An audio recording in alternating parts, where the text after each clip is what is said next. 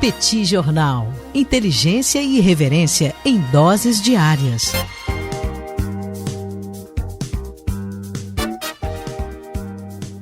Olá, gente! Bem-vindos ao bate-papo do Petit Jornal dessa semana, o encontro onde eu, Daniel Souza e Tanguy Bagdadi repercutimos um pouco os acontecimentos dessa semana.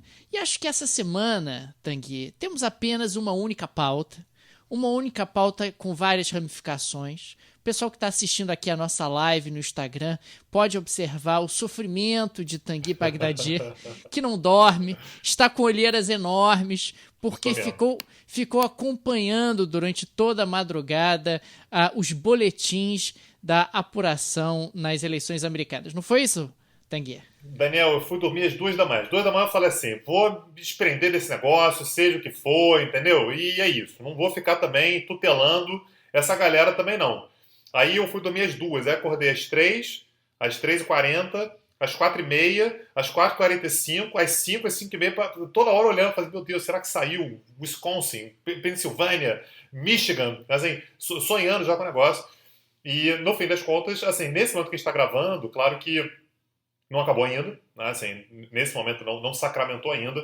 É possível que no momento que você estiver ouvindo, é provável, né? No momento que você estiver ouvindo, a gente já esteja um pouco mais próximo de alguma definição, mas sabendo que vai ser uma eleição que parece ser longa, né? Assim, só para dar um gostinho aqui, o Wisconsin já ficou definido, né? O Biden levou em Wisconsin e o Partido Republicano já... Repete para mim, Wisconsin. Ah, ok, obrigado. Wisconsin, ok. Wisconsin já teve a definição do Joe Biden, mas o Partido Republicano, né, o GOP, pediu já a recontagem dos votos. Então, lembrando que essa possibilidade existe quando a margem é menor do que 1 ponto percentual, né, entre dois candidatos. Então, já pediu a recontagem. Então, isso dá mais ou menos o indício de que ainda vai demorar para a gente ter uma definição final. Mas, de qualquer maneira, pelo menos eu imagino que entre hoje e amanhã de manhã, a gente está gravando isso aqui na quarta-feira à noite, entre quarta noite e quinta de manhã, a gente já deve ter pelo menos um direcionamento um pouco maior sobre quem deve, pelo menos, encarar essa disputa daqui para frente, essa disputa jurídica daqui para frente com alguma vantagem. Agora, eu acho um detalhe interessante que merece ser destacado, Tanguy, é que muita gente coloca, eu mesmo recebi memes maravilhosos sobre a lentidão da apuração nos Estados Unidos, dizendo que era confuso, compartilhei vários desses memes com você. Agora, não é algo comparável, né? Às vezes a gente esquece que no caso dos Estados Unidos não existe eleição para presidente dos Estados Unidos. Existem 50 eleições em cada um dos estados americanos que escolhem delegados e esses delegados vão escolher um presidente, seguindo um pouco a lógica de formação dos Estados Unidos lá atrás, com as 13 colônias, né, que se tornaram o embrião dos Estados Unidos atual, né? Então, a gente está falando de um país onde cada estado tem autonomia para definir as suas regras, quais são os parâmetros para uma eventual recontagem, pode ter voto pelo correio, não pode ter voto pelo correio. Tem estados americanos que passam a pessoa na sua porta e pega o seu voto, Tanguy, e leva para a urna mais próxima. Quer dizer, a gente está falando de algo muito plural nos Estados Unidos, de um sistema federalista, verdadeiramente federalista, onde os estados formam uma federação, e me parece que não há nada parecido com esse sistema no mundo, né? Não existe. Sempre com aquela lógica de tentar balancear um pouco, né, o peso de cada um dos estados, lembrando que é claro que assim, todo mundo tem um monte de críticas a fazer, claro que tem, eu acho que é um sistema que é criticável, como qualquer sistema, mas só para a gente conseguir entender um pouco a lógica, né, por trás dessa questão do colégio eleitoral. Se por acaso não houvesse essa questão do colégio eleitoral, e aí não é questão de se gostaria do resultado ou não, mas é a questão de tentar manter algum nível de equilíbrio, a ser discutido também se é bom ou se é ruim. Mas se não houvesse a questão do colégio eleitoral, se fosse somente pelo voto popular, as duas costas definiriam sempre quem seria o presidente. Você junta Nova York, você junta Califórnia, você junta o Nordeste dos Estados Unidos, que é muito povoado, que é exatamente onde tem Nova York e tal, você define, né, o voto ali. Você tem o Texas, que tem uma população grande, e Flórida. Resolveu. E acabou. E você tá falando sobre acabou a estados eleição, ali, né? Os estados ali do meio oeste, eles são estados com populações muito pequenas. Estava vendo isso outro dia, né, um gráficozinho mostrando que a Califórnia ela tem uma população que é igual a de 20 outros estados somados, daqueles estadozinhos pequenos ali do meio oeste. E isso traz também uma diferença que é, e aí a gente vai para o que é o que a gente acha bom, o que a gente acha ruim, enfim, mas em termos de modelo. Se houvesse de fato o voto popular, os democratas seriam eleitos sempre, todas as vezes, porque essas zonas costeiras elas se inclinam mais para o voto azul, né, que é para o voto democrata. Ao passo que, se você olha o mapa dos Estados Unidos da votação, o normal é que aquele meio dos Estados Unidos ele seja pintado todo de vermelho. E, aliás, dentro dos próprios estados, né, Daniel? Isso é uma característica também. Nessas votações, como você falou, não, são 50 eleições diferentes, a gente começa a meio que mapear como é que é o mapa de cada estado, que é muito engraçado. E quando você olha para a eleição dentro de cada estado, normalmente é uma imensidão de vermelho e algumas ilhazinhas azuis. Por quê? Porque essas imensidões vermelhas são normalmente áreas mais rurais. São áreas em que você tem um voto mais inclinado para os republicanos. As áreas mais populosas, no entanto, são áreas que têm uma densidade populacional maior, são menores territorialmente, mas têm uma densidade populacional maior e se inclinam, praticamente todas elas, mesmo o Texas, por exemplo, que é um reduto republicano tradicional, as grandes cidades se inclinam para os democratas. Na Flórida, isso fica bastante claro também, né? Você tem a porção norte, que normalmente é republicana, e a porção sul, que é onde estão as principais cidades da Flórida, são seguramente democratas. Então, isso faz com que seja um mapa muito curioso, mas e que a gente acaba, no final das contas, prestando atenção realmente num número chave de estados, né, de determinadas regiões, porque a maior parte a gente já sabe qual vai ser o resultado. Agora, mesmo dentro dos diferentes estados, esse tipo de padrão que você acabou de destacar, ele se repete. Se nós pegarmos o caso da Flórida, a Flórida que teve vitória do Partido Republicano, você observa que os principais centros urbanos da Flórida votaram pelo Partido Democrata. Miami votou pelo Biden, Tampa, Orlando, Jacksonville votaram pelo Partido Democrata, né? E já as regiões ali maiores, os condados maiores, mas menos povoados, acabaram votando pelo Donald Trump. E, claro, os condados ali também fronteiriços, já com a Geórgia, aquele sul dos Estados Unidos mais rural, ele também deu preferência ao candidato republicano, né? Então, assim, eu acho interessante, Daniel, que a gente consiga fazer meio que um balanço do que aconteceu até agora, né, nesse processo desse ano. As eleições desse ano elas começaram com uma marca muito importante de 2016, né, em que havia um claro favoritismo do Partido Democrata e o Partido Republicano começou a ficar claro que ia levar a partir da Flórida, né, no momento que venceu a Flórida, que era uma tentativa, né, que era na verdade havia uma expectativa de vitória com alguma tranquilidade da Hillary Clinton. A partir dali, todos os estados foram ficando vermelhos. Né? Então a Flórida foi o momento no qual a gente falou, a gente estava começando o Petit Jornal aqui, né, a gente falou, opa, tem alguma coisa que está fora do lugar aqui.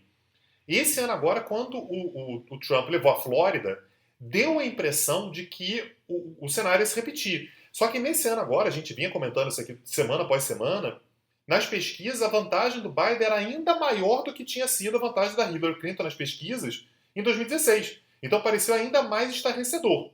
Importante deixar claro, na Flórida havia pesquisas que davam vitória do Trump. Era um estado apertado, que estava inclinado para o Biden em algumas pesquisas, estava inclinado para o Trump em outras, então era mais ou menos a lógica de que, olha, pode ir para um ou pode ir para outro. Mas a gente estava comentando isso inclusive no WhatsApp, né, Daniel, na hora, que as bolsas de apostas, por exemplo, viraram naquele momento. Né? As bolsas de apostas, elas mudaram. Começaram a pagar muito pela vitória do Biden e quase nada pela vitória do Trump, né? Porque destacando exatamente um favoritismo. E aí Ohio, né, que é outro estado que todo mundo quando pensa em swing states pensa em Ohio, ficou vermelho, começou a ficar progressivamente vermelho. E aí começou a ser de fato uma lógica parecida com aquela que a gente começou a ver em 2016. E aí muita gente fala assim, as pesquisas erraram tudo e o Trump vai vencer mais uma vez. E depois as coisas começaram a entrar mais ou menos naquilo que se esperava, né? Naquilo que era mais ou menos o que se imaginava. Então, por exemplo, uma vitória muito significativa, inclusive em termos de moral, do Biden, foi quando ele levou dois estados que são swing states ali do sudoeste dos Estados Unidos, né? Quando ele saiu na frente no Arizona. Então, assim, Novo México e Colorado é sempre democrata. Tá ali naquele miolo ali. mas é sempre democrata, ele não é exatamente swing state. Mas quando ganhou no Arizona, disparou no Arizona, e Nevada também, que as pesquisas davam, mas foi uma confirmação importante, você começou a ter um certo equilíbrio. Né? As coisas começaram mais ou menos a se equilibrar. Agora, eu queria destacar em relação ao Arizona, né, que sempre foi tradicionalmente um estado republicano e dessa vez acabou votando pelo Joe Biden, que o Arizona, Tanguy, é o estado natal ai, meu Deus, esqueci o nome dele agora, que foi candidato, John McCain. E o John McCain, apesar de republicano, teve rusgas horrorosas, brigas horrorosas com Donald Trump, e ele morreu durante o mandato do Donald Trump. Donald Trump foi, inclusive, ao velório do John McCain, criou ali uma situação até meio embaraçosa, e a família do John McCain assumiu a briga. E, inclusive, pedindo aos republicanos do Arizona que votassem no Biden. Isso me parece algo, no mínimo, diferente e talvez tenha tido um impacto significativo nessa eleição do Arizona. Quer dizer, você tem a maior figura política do Arizona, que morreu recentemente, e a família dessa figura política pedindo, olha, não votem no Trump, votem no Biden dessa vez. O Arizona, se eu não me engano, Daniel, votou no Obama. Votou no Obama nas duas vezes. Então, eu acho que se configura mais como um swing state do que exatamente como um partido republicano sólido. Mas tem mais um elemento aí que eu acho importante, Daniel, que é o fato de que a gente teve, junto com essas eleições, foi o tema da minha última coluna, como em qualquer eleição presidencial nos Estados Unidos, eleição para senador e eleição para a Câmara dos Deputados. E aí, o que eles fazem? O mandato do Senado, né, para o senador, é de 6 anos. O que significa que a cada 2 anos eles renovam 1/3 do Senado. Somado às chamadas eleições especiais, que é quando alguém falece, quando você tem, por exemplo, uma renúncia. Então essa questão que você está citando do McCain, no Arizona, ela se tornou ainda mais importante porque estava tendo uma eleição para substituir o senador do Arizona, que o John McCain faleceu, então você precisava colocar alguém no lugar. Então a figura do McCain, ela estava ainda mais presente ali, era ainda mais importante naquela eleição ali. Então, o ponto que eu queria fazer agora de início é que no momento em que o Trump levou a Flórida e Ohio, que foi um choque para todo mundo que estava esperando uma lavada do Partido Democrata, a gente vinha falando isso aqui, né? Cuidado com as pesquisas, porque o Biden é favorito, mas não é essa vantagem toda, né? Tá trazendo informação aqui que a última vez que o Arizona votou democrata foi em 96. Ótimo, então foi Nevada que votou no Obama. Obrigado pela pesquisa rápida aí. Daniel tá certo. Então é um partido que é mais tradicionalmente republicano.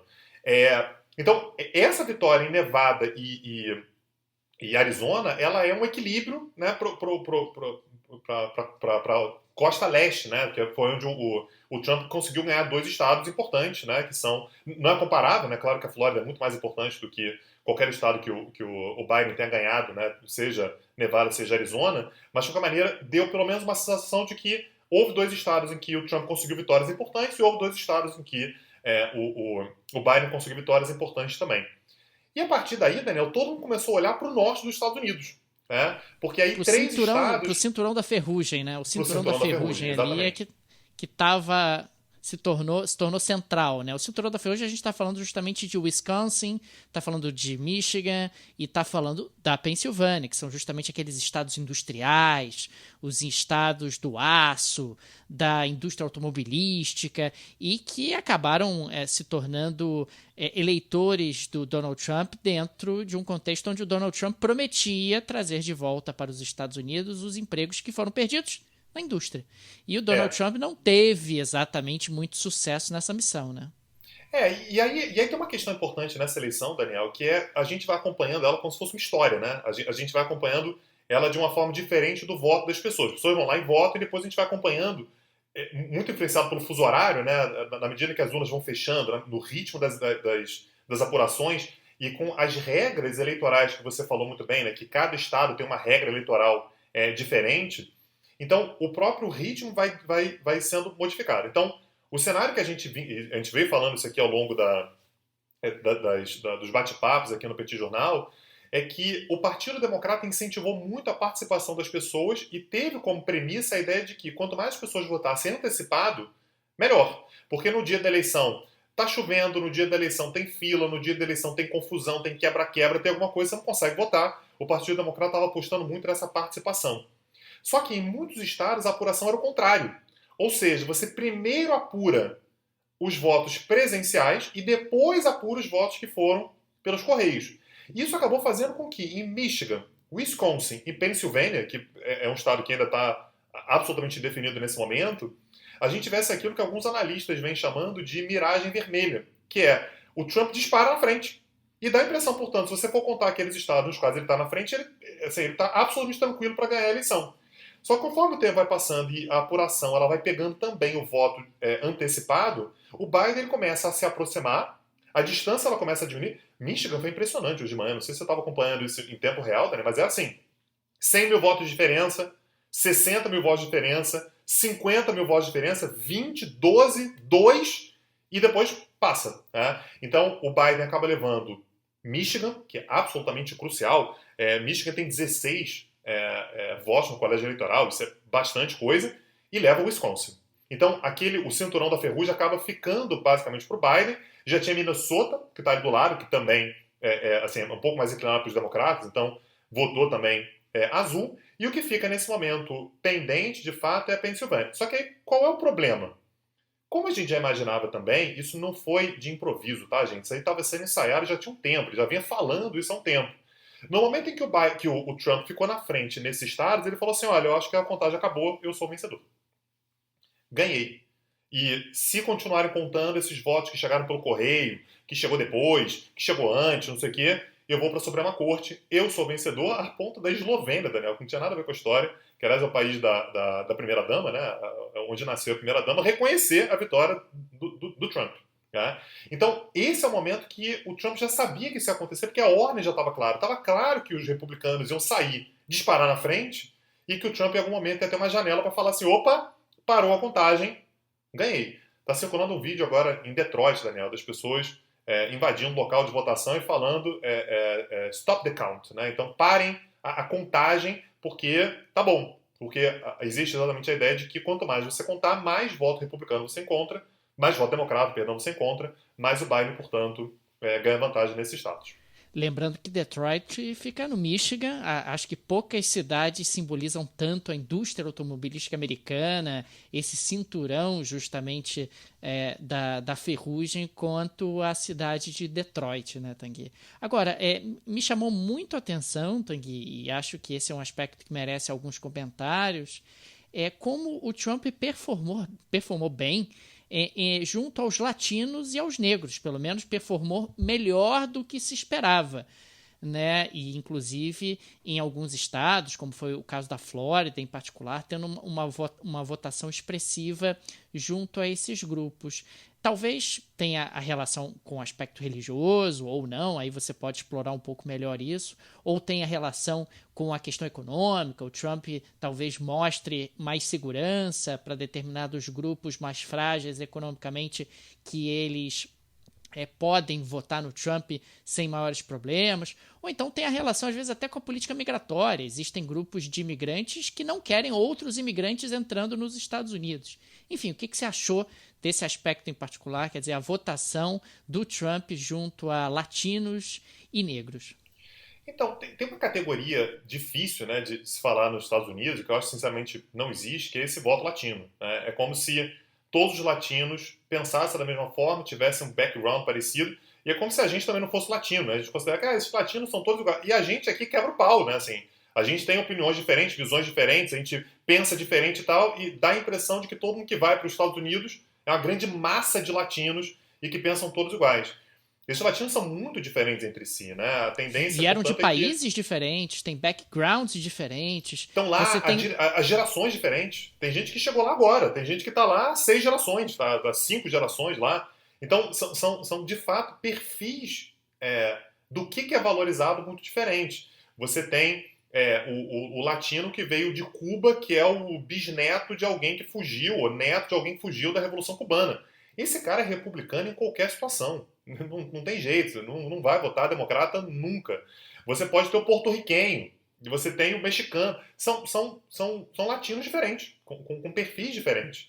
Então, quando a gente fala sobre esse voto latino, eu acho que é uma simplificação. Tem uma questão geográfica, tem uma questão, assim, onde que esse cara está na Flórida? A gente viu aqui que o cara está na cidade, ele tem um determinado voto, e me parece que o cara que é branco, o cara que é negro, o cara que é latino, que está na grande cidade, ele tem uma inclinação a votar um pouco mais democrata. O latino que está numa pequena cidade do interior e tal, tem uma tendência a votar mais no Trump. Inclusive, como você falou, você tem um elemento do latino também, de vez em quando, se sentir um nacionalista americano. Afinal de contas, esse cara tem green card, esse cara é eleitor, para ele, de repente, limitar a migração não é exatamente ruim, para ele ter uma postura nacionalista de bloquear produtos que vêm da China, para ele também é bom. Ele quer os Estados Unidos fortes e, de repente, ele considera que dialogar com os outros não é tão importante assim. E você pode ter o latino, que é um pouco mais sensível à América Latina, que considera que quanto mais se abrir para a América Latina, melhor. Então, o voto latino, a meu ver, não existe. Não tem um voto latino, tem um monte de votos latinos diferentes, assim como tem aqui no Brasil, assim como os argentinos não combinam todos entre si, os mexicanos têm diferenças de voto também. Agora, se houver uma confirmação da derrota do Donald Trump, a gente vai poder acreditar essa derrota ao coronavírus, né? Sem dúvida, não, sem dúvida. Isso aí a gente lembrou aqui várias vezes, né, Daniel, que no início do ano a gente estava com favas contadas, né? A economia ela faria uma enorme diferença, tinha desemprego baixo, você tinha um momento de estabilidade econômica, de crescimento econômico. O que muda tudo, de fato, é a Covid, e não somente, Daniel, a questão sanitária em si. Não é somente o fato de que morreram 200 e tantos mil americanos. É claro que isso pega para determinada parte da população, para outra, isso é considerado uma coisa que aconteceu e que não necessariamente o presidente conseguiria controlar. Então, isso não é algo que mude o voto de todo mundo. Mas a gente está falando principalmente sobre as consequências econômicas. O cara sente no bolso, o cara sente que tudo aquilo que ele viu como ganho ao longo do governo Trump foi perdido. O fato de que, na prática, a gente não consegue ver um ganho mais imediato nos momentos logo anteriores à eleição. Então, isso, sem dúvida, faz uma diferença brutal para que mais pessoas... talvez nem, Daniel, o cara ia votar num partido e votar no outro, mas em termos de mobilização. O que foi muito significativo foi que, de fato, muita gente saiu para votar, e aliás uma informação que saiu hoje, que eu achei bastante sintomática, é que o Biden, que não é o político mais popular, né, o melhor orador, com carisma, não sei o quê, ele já é o candidato à presidência mais votado da história. É claro que você tem uma questão de progressão populacional, mas o fato do Biden ter recebido mais votos que o Obama, que era muito popular, né, entre os jovens e tal, é algo significativo. E agora projetando um pouco para o futuro, né, Tanguy? A gente tem dois caminhos, né? De um lado, e aí analisando o Brasil em particular, né? De um lado nós temos mais do mesmo, né? A manutenção de um certo alinhamento automático do Brasil em relação aos Estados Unidos, a manutenção de uma agenda antiglobalista, a manutenção de uma agenda anti-China, o Brasil emulando muito o que os Estados Unidos fazem. E a outra alternativa é o Biden vencendo e o Brasil tendo que se reposicionar, né? Porque aí ele vai ter que fazer uma escolha. Ou o Brasil dá um cavalo de pau, né, de 180 graus e começa a também tentar se reposicionar nos organismos multilaterais, e isso talvez tenha que levar a uma mudança na equipe ministerial do presidente Jair Bolsonaro, ou então o Brasil vira um pária, né, como até o chanceler chegou a sugerir na formatura do Instituto Rio Branco há poucos dias atrás, né? Então a gente está falando de algo que vai trazer implicações muito fortes, muito significativas para o Brasil. Sem dúvida. Daniel, só um comentário antes de falar sobre isso. Eu falei bastante sobre Nevada, só para deixar claro, né? Nevada, nesse momento que a gente está falando, não fechou ainda. A Nevada tá parada, a apuração, o Biden está na frente, é favorito, tá? Mas, apesar de não ser um favoritismo absoluto, tá? Então, no momento que você estiver ouvindo aí, é possível que já tenha fechado Nevada com vitória do Biden ou, de repente, com uma virada do Trump. Nesse momento que a gente está falando aqui, se o Biden levar Nevada, ele fecha a eleição. Tá? Ele chega, portanto, 270. Nevada é aquele maravilhoso estado onde fica Las Vegas, né, Las Tanguy? Vegas, exatamente, Las Vegas. Sobre o Brasil, Daniel, se o Biden vencer, muita gente tem dito, né, em Brasília que o Bolsonaro vai congratular o presidente, né, vai parabenizar pela vitória e tal. E me É o parece mínimo que vai isso, né? Me parece o mínimo, né? É o mínimo, mas é porque assim, o mínimo nem sempre é cumprido, né? A gente sabe que o mínimo às vezes é bastante. Mas congratular quando você já tiver uma vitória numérica, congratular quando a Suprema Corte decidir, a gente tem aí uma série de possibilidades, né? Eu acho que ele só vai parabenizar no momento em que o Trump entregar os pontos. Na hora que o Trump fala assim, beleza, vou para Mar-a-Lago e vou curtir minha aposentadoria, aí o Bolsonaro vai falar assim, olha, parabéns, ou então no momento da posse, sei lá, mas certamente não vai ser no momento que o negócio estiver aberto. Me parece que não seria no momento que a coisa estiver aberta. Agora, no momento que isso acontecer, Daniel, que efetivamente, enfim, o Biden é o vencedor e vai ser o novo presidente, não vejo muita alternativa para o Bolsonaro se não tentar sinalizar algum movimento de aproximação. A questão é que assim, nunca vai parecer realmente sincero, né? Ele claramente fez campanha pelo Trump ao longo da eleição inteira, não é de hoje, aliás, o filho dele, né, Eduardo Bolsonaro, foi para Washington e botou, isso tem 2 anos, né, isso foi em 2018, ele foi para os Estados Unidos e botou o bonezinho lá em 2018, né, Trump 2020, já projetando, né, um apoio para a eleição, mas, assim, também, paciência, isso acontece, campanha eleitoral é assim, e ok, o Bolsonaro ele vai tentar, de alguma forma, sinalizar a mudança. O que ele pode fazer para tentar sinalizar a mudança? Ele botar o galho dentro e falar, beleza, vou conversar com Biden, tentar mostrar que a relação entre Brasil e Estados Unidos é mais importante, isso exige um certo pragmatismo.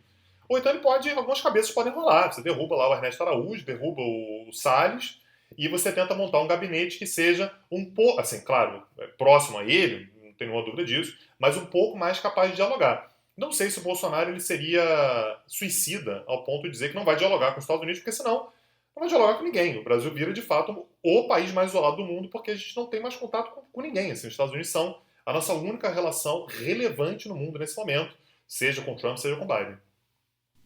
E me parece que também não existe a possibilidade do Bolsonaro, como já fez em outras oportunidades, ligado a outras questões, simplesmente mudar o disco como se nada tivesse acontecido, dizendo, Estados Unidos, sempre gostei dos Estados Unidos, adoro os Estados Unidos. E o Trump se torna uma página virada. Acho que esse cenário também é uma possibilidade. É uma possibilidade. E assim, o que ele vai ter que fazer agora vencendo Biden, tá, gente? Assim, eu não tô cravando aqui que acabou, tá? Sei lá. Mas vencendo Biden, que é a tendência nesse momento, o fato é que a gente vai ter que dar um jeito de dizer que são águas passadas. Passou. Foi um momento, tal. Eu tinha uma boa relação com o Trump. É um sinal, inclusive, de. Eu tô tentando emular um discurso, tá? Era um sinal de comprometimento do Brasil com os Estados Unidos, era uma boa relação, a continuidade seria boa pra gente, mas isso não quer dizer que a mudança vai ser exatamente ruim. A questão é a capacidade brasileira de comunicar isso. O Brasil, às vezes, ele é meio atrapalhado na comunicação, né? Em como fala, é ideológico demais. Mas o fato é que isso acontecendo... Aliás, a gente já falou isso aqui outras vezes também, Daniel. Essa eleição do Trump, a reeleição ou a não reeleição, ela é muito significativa para vários governos do mundo afora, porque os Estados Unidos sempre foram uma referência. Então, grande parte do discurso do Bolsonaro aqui eu estou fazendo aqui o que o Trump faz lá. Então, não ter o Trump lá é algo que faz com que, mal ou bem, a gente tem que ter um realinhamento de discurso que não vai acontecer somente aqui. Outros países do mundo afora vão ter que passar por um realinhamento similar. Que realinhamento vai ser esse? Sei lá, não sei. O fato é que somente o fato dos republicanos fazerem jogo duro numa eleição em que o Biden era absolutamente favorito, dá um gás aqui no Brasil, né? É assim, perdeu, mas perdeu por pouco e não era favorito e ainda vai poder alegar que certamente o Trump vai morrer dizendo que foi fraude, que foi roubado, que a imprensa, que o voto pelo correio. Isso também dá um certo fôlego aqui. Então não é abandonar a posição totalmente, mas de uma certa forma, adaptar o discurso. Até porque me parece que com essa eleição tão apertada, o trumpismo vai sobreviver ao Trump, o que é algo que nós não considerávamos até bem pouco tempo atrás. Quer dizer, o trumpismo não morre com uma eventual derrota do Donald Trump. A pergunta que eu vou me fazer daqui para frente, Daniel, que eu não tenho uma resposta, é como é que fica o trumpismo sem o Trump? Porque o Trump ele não vai ter um novo mandato, né? Não é normal nos Estados Unidos que o cara tenha um mandato, perca e volte. Isso nunca aconteceu. Então, o Trump não será mais, perdendo, ele não será mais presidente. Nunca mais. Quem é o trumpismo sem o Trump? Eu não sei quem é. É possível que tenha, mas é possível que seja algo tão personalista é tão ligado nele, porque não é exatamente um movimento. A gente já falou várias vezes que o Trump ele mudou o partido. Não é que foi um movimento que mudou o partido. Ele mudou o partido, o movimento veio junto. Né? Então, me parece que quando eles chamam de trumpismo, seja mais um conservadorismo indisfarçado nos Estados Unidos. Né? É um conservadorismo que eu não escondo que eu sou conservador mesmo, e eu falo isso para os quatro ventos, e eu incentivo, inclusive, governos conservadores em outros lugares. Talvez o trumpismo seja isso. Mas essa é a pergunta que a gente sempre tem que fazer para os ismos. Né? Depois que passa a onda mais forte, como é que fica o trumpismo sem o Trump? Não sei. Eu sinceramente não sei. E é algo que eu vou, aliás, acompanhar com muita curiosidade se realmente o Biden for eleito e o Trump tiver aposentado aqui para frente. Ele vai apadrinhar alguém? Não tem ninguém próximo que me pareça que pegue essa herança dele e leve à frente de forma tão imediata. Talvez o genro, talvez alguém da família dele, nunca se sabe, né? Agora, o Jared Kushner é muito novo também, né? O Jared Kushner tem 30 e poucos anos. Então é um cara que vai demorar para ascender de fato no Partido Republicano. Tem outros nomes no Partido Republicano que estão esperando sua vez. Assim, o que vai ser a partir de agora? A filha dele, será? Sei lá. Não sei se eu consigo imaginar agora, no calor do momento, como é que vai ser. Agora, só deixando claro, para todo mundo que está ouvindo aqui, tem muita água para rolar ainda. Tá? Vai ter recontagem. Se for para a Suprema Corte, uma coisa que é importante acabou de falecer uma juíza da Suprema Corte que era progressista, e o Trump pôde indicar uma juíza da Suprema Corte que é conservadora. O que significa que, nesse exato momento, a Suprema Corte é mais conservadora, bem mais conservadora, com uma diferença de 3 votos, do que progressista. Se for para a Suprema Corte, por algum motivo, se o Trump conseguir levar isso para a Suprema Corte, sei lá, não dá para saber. Tá? Então, tem um monte de coisa aberta até o dia 20 de janeiro de 2021, que é quando acontece a posse. A Suprema Corte americana, estadunidense, costuma ser bastante técnica, né? Costuma se ater aos autos, etc. A lei americana, claro que você pode ter um viés mais progressista ou um viés mais conservador, mas dentro da legislação americana. Não imagino a Suprema Corte dos Estados Unidos tomando decisões políticas, né? Com viés político. E isso tudo é o que a gente tem que ver, Daniel, porque eu concordo com você, concordo plenamente, a gente não costuma ver isso. Agora, a gente está vendo realmente um momento inédito, Daniel. Eu nunca imaginei que eu fosse imaginar que um presidente, um incumbente, o cara que está no cargo, na manhã do dia seguinte à eleição, com sei lá quantos milhões, quantas dezenas de milhões de votos a serem apurados ainda, declararia vitória. Assim. Simplesmente a gente não está acostumado a ver isso, a gente nunca viu isso, de fato. Então, até onde que se está disposto a ir? Até onde que ele vai, por exemplo, insuflar apoiadores a tentar alguma coisa em termos de agitação e tal? Não sei. Simplesmente não faço ideia. Então, é algo a se acompanhar. Já falei isso aqui várias vezes. Essa é a grande graça de se estudar temas internacionais, né, relações internacionais e tal. É o fato de que tem um monte de coisa que surpreende a gente, são coisas novas todos os dias. E essa eleição agora é, de fato, um tema que eu nunca imaginei que a gente ia ver qualquer coisa parecida com isso. Maravilha, Tanguy. Acho que por hoje é só, né? Por hoje é só, Daniel. Sempre lembrando, né, o agradecimento aos nossos apoiadores. Se a gente faz uma live aqui na quarta-feira, no dia da eleição, depois de um dia inteiro, você teve na televisão hoje, eu dei aula o dia inteiro e tal, a gente faz isso em grande medida porque tem uma galera que chega junto com a gente, que são os apoiadores. Então, todo o nosso agradecimento aos apoiadores. Se você quiser se tornar apoiador também, você acessa o site. Como é que é, Daniel? Tu não pode falar o www? É petijornal.com.br, tem uma seção Apoie o Petit. Lembrando que o Petit Jornal é uma mídia independente, né, Tanguy? A gente não tem uma produtora por trás, não tem nenhum conglomerado por trás, somos nós. E esse projeto é mantido pelo auxílio, pela ajuda dos nossos apoiadores que chegam junto e são nossos parceiros. E semana que vem não, daqui a 2 semanas começamos um novo curso, Tanguy. É sobre o que mesmo? Há pedidos, né, Daniel? Pediram a gente, ameaçaram a gente, botaram o dedo na cara, ameaçaram pichar o carro, chutar o cachorro. Não, eu não vou. Não adianta. Não adianta. Fomos ameaçados e resolvemos fazer um curso, portanto, sobre o Oriente Médio.